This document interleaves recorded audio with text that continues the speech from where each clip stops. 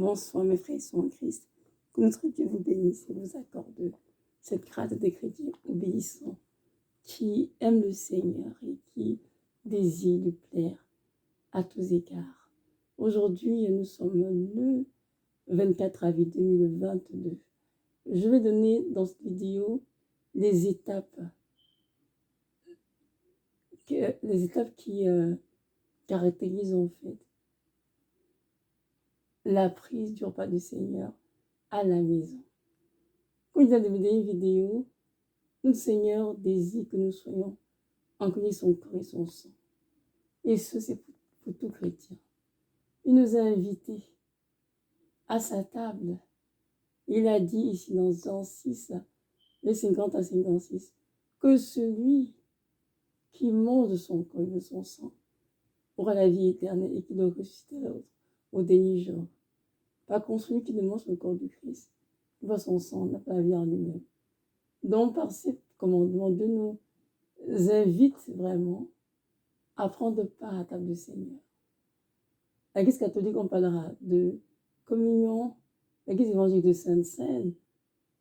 Peu importe le cas de figure, il s'agit du repas du Seigneur. Nous devons l'honorer parce que c'est important de le faire afin qu'il demeure en nous et nous en lui qui dans la parole. Je vous invite d'aller lire ces versets dans la Bible, Jean 6, verset 50 à 56, Jésus qui explique bien par ses propres mots que le pain de vie qui descend du ciel.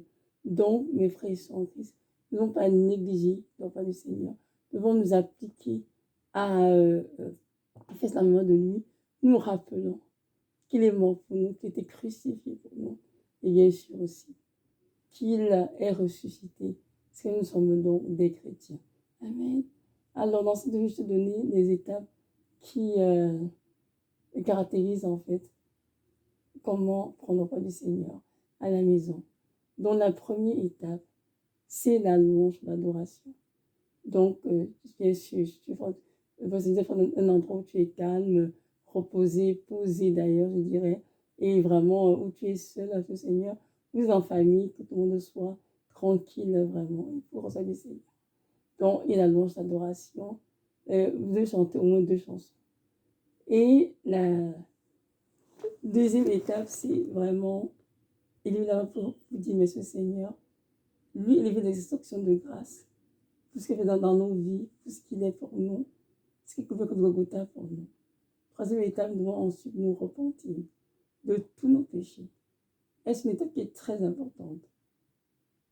Et que beaucoup d'enfants de Dieu sont parfois, comment dirais-je, courir à cette étape. Ce n'est pas bon.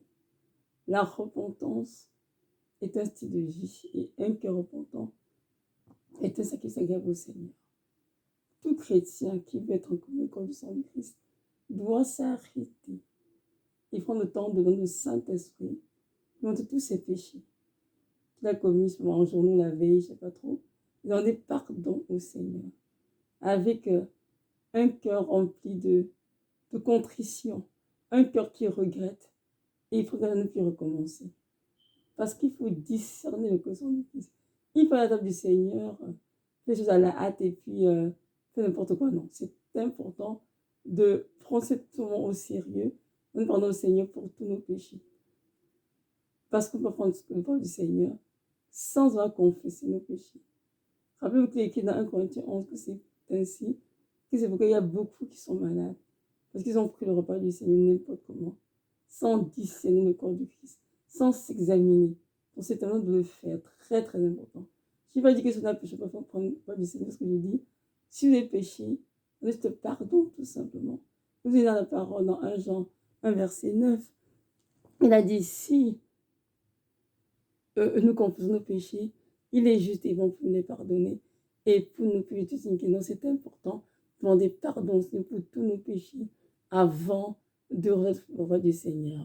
La certaine étape, c'est la repentance, une repentance sincère, une repentance vraiment approfondie. Maintenant, la quatrième étape, c'est de demander au Seigneur pour le Réma. Pour le Réma, c'est une parole révélée pour vous durant ce temps de communion au Seigneur, durant le temps de la Sainte Seine. Et le Seigneur vous parle de plusieurs manières.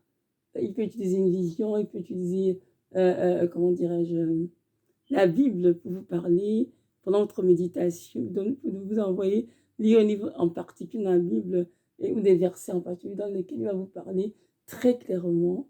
Et le Seigneur aussi peut utiliser, comment dirais-je,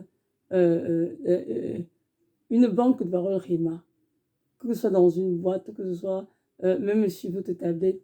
Le Seigneur puisse façonner les banques de paroles Rhéma qui ont été créées et juste en allant dessus, en cliquant, lui donne une parole pour vous, pas pour une parole pour vous, spécifique à vous, pour votre vie. Et il peut aussi vous en donner dans la Bible, ou bien un passage qui pour vous semble être peut-être de hasard, mais pour lui, ça n'en est pas du tout, parce qu'il est en train de nous parler clairement. Le Saint-Esprit de Dieu est, on n'oublie pas, et il est puissant pour aller ouvrir les pages de la Bible en notre place. Amen. Je vais tout prier, mon Seigneur.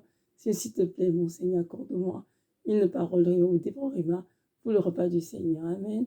Une fois que ces paroles sont lues, qu'elles sont méditées vraiment à profondeur et qu'on les a reçues, juste d'immerser sur tes paroles et donne au Seigneur la grâce de les mettre en pratique. Maintenant, la cinquième étape, c'est de consacrer les gens de la Sainte Seine, qui est le pain et le jus de raisin, ce que je dis moi à la maison. Il y en a qui utilisent le vin de messe ou bien le vin. En tout cas, comme Dieu vous conduit. Parce que ce que je donne, c'est vraiment un canevas. Mais chacun est libre d'aller comme le Saint-Esprit le conduit. Donc, il faut prendre le pain, le consacrer. Et l'exemple pour consacrer le pain, il y a cela dans 1 Corinthiens 11, que Paul a repris pour du Seigneur. Dans Marc 14, quel verset exactement, mais dans Marc 14, notre Seigneur, on parle combien il a mangé avec ses disciples. On dit très bien que, étant à table, il prit le pain, il rendit grâce, ensuite il le remplit. Il leur donna en disant, prenez et mangez. Ceci est mon corps qui sera livré pour vous. Faites serment de moi. Ensuite, il prit la coupe qu'il bénit, leur donnant en disant, prenez et buvez.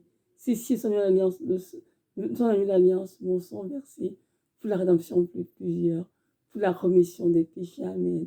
Donc, vous pouvez, dans ce texte en Marc, chapitre 14, lire ces versets à voix haute, pour les répéter vraiment, avant de consacrer les éléments et vraiment suivre l'exemple du Seigneur. C'est très important. Toutefois, j'ai une petite parenthèse à ouvrir à ce niveau. Je ne sais pas pourquoi est-ce que l'Église catholique, les fidèles ne prennent pas le sang du Christ. Je ne comprends pas pourquoi c'est comme ça. Pour être honnête, j'ai prié dessus, je n'ai aucune réponse. Tout ce que je sais, c'est que dans la Bible que nous lisons, le Seigneur, lors de la Pâque, il a vraiment pris le corps et le sang du Christ. Donc, c'est temps de prendre les deux. Maintenant, pourquoi il y en a qui mettent le corps? Je n'en sais rien, aucune idée. Si vous avez une réponse, je vous en prie, vous pouvez me la communiquer, s'il vous plaît, que je comprenne aussi pourquoi c'est comme cela. J'ai de la difficulté à comprendre pourquoi on donne juste, comment dirais-je, la communion aux fidèles et le sang. Je dis le vent, on ne voit pas ça, tout le monde ne voit pas juste les prêtres, je ne sais pas trop pourquoi. Dans tous les cas, notre Dieu, il sait pourquoi. Et un jour, dans sa grâce peut-être, il nous le révélera. Bon, c'est ça. Donc, si je continue, on est rendu à la cinquième étape. Donc, vous consacrez tous ces éléments, bien sûr, et vous, dans le Saint-Esprit, de devenir transformer vraiment comment dirais-je, le pain en corps du Christ et la boisson au sang du Christ.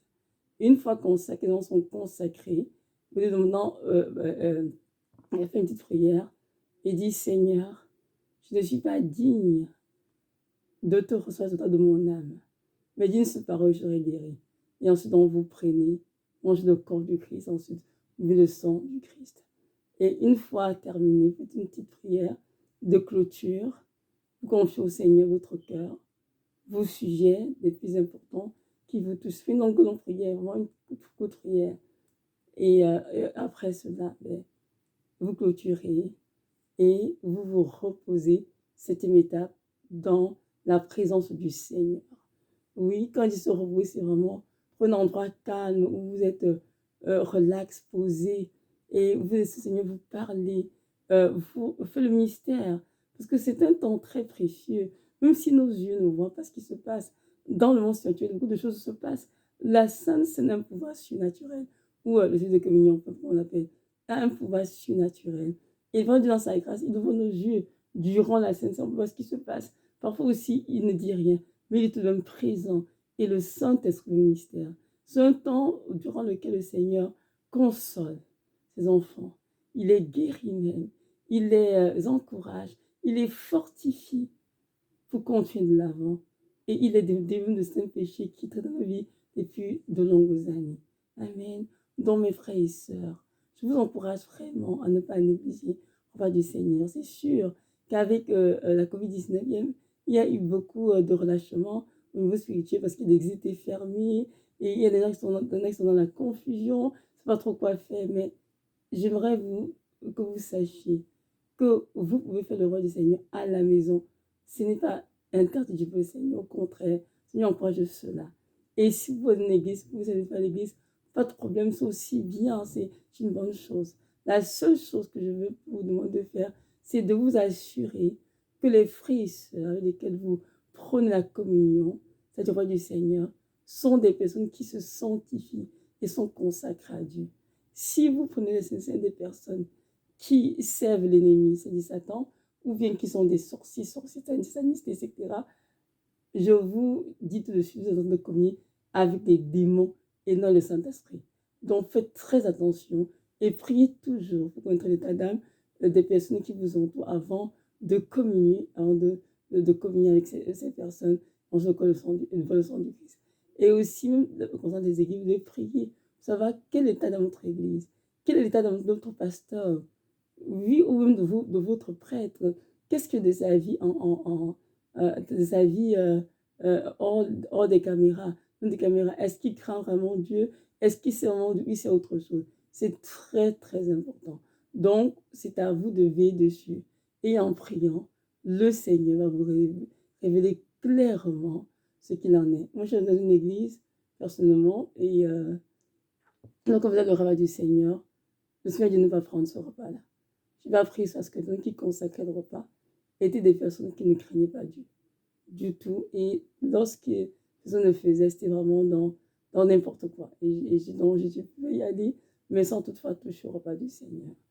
Moi qui vous parle, le Seigneur m'a dit depuis des années de faire du Seigneur à la maison. Au début, j'hésitais. Je disais que c'était quelque chose qu'on fait comme à l'église et non à la maison. J'ai pris le temps de consacrer le pain, le corps du Christ. Non, pardon, de consacrer le pain et la boisson comme le corps et le sang du Christ. Le Seigneur m'a dit non, mon enfant, tu as le droit de le faire à la maison parce que tu es sacrificateur. N'oublions pas que nos paroles là, que nous sommes une race élue, un sacerdoce royal, une nation sainte.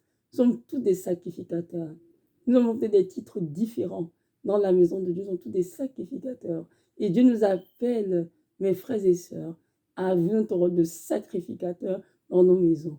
Donc, on peut faire ça à la maison, à l'église sans problème.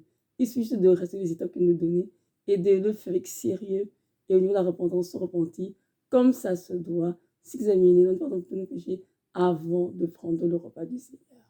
Alors, je vous laisse avec ceci et je prie que le Seigneur Jésus donne la grâce de bien signer cela et qui complète tout ce que j'ai pu dire, tout ce que je ne connais pas non plus, je ne sais pas non plus tout, excusez-moi.